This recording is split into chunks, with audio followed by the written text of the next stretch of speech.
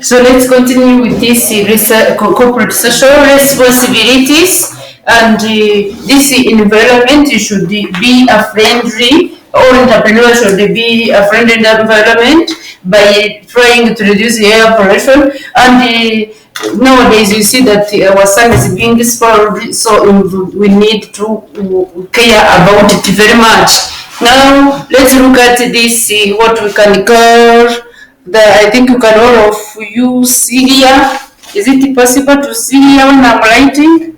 Here maybe. It may be possible. Now waste management.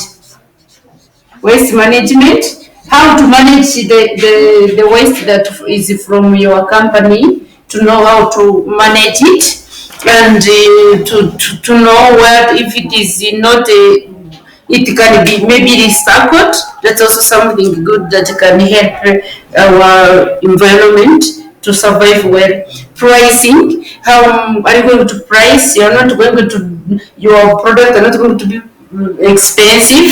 Social environment, safety and society. Are you going to, what is, how are you going to be the part of society, and how is it safe, your product? So this is something which is very important in our society. Social environment should contribute to the welfare of people around your company. That is a social responsibility. You sometimes hear that some companies have visited certain businesses or certain orphans, build the houses for orphanage, or visited people who are suffering, or offer scholarship. All those things are social responsibility. It's not that they only love people to contribute the welfare of people. It is social corporate responsibility. They are responsible to develop, to contribute to the welfare of society where they are.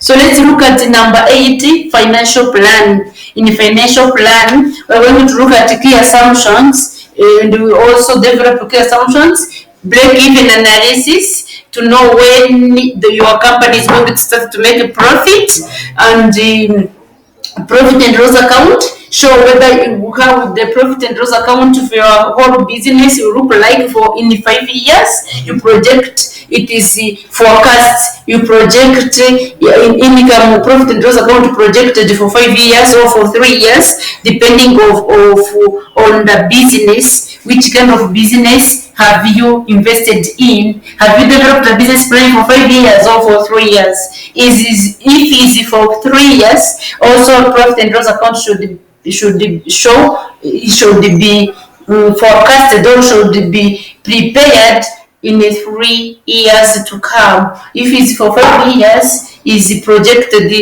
income statement for 5 years. The same balance sheet and cash flow budget also for 5 years or for 3 years. So all these ones are financial plans that you should prepare for your business idea, to plan for, so that you can have a business plan. So here we are going to talk one by one what is in the key assumptions. What is just in key assumptions, we look at sources of income, as you can see: plan, research and costs, depreciation allowed, expected rent and rate charges, credited days expected, if any, expenses calculations, and so forth. In a profit and loss account, it's that you are touching here profit and loss account prepared for 3 or 5 years of your cash company.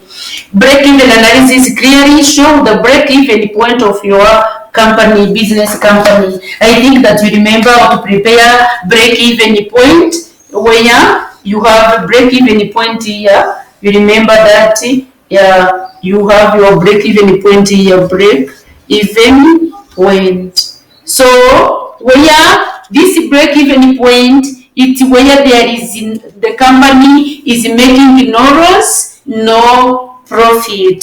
So here, from this point, the company started to make a profit. While here, the company was still in loss. Here it's a profit. So here, these are the fixed costs. These are the fixed costs.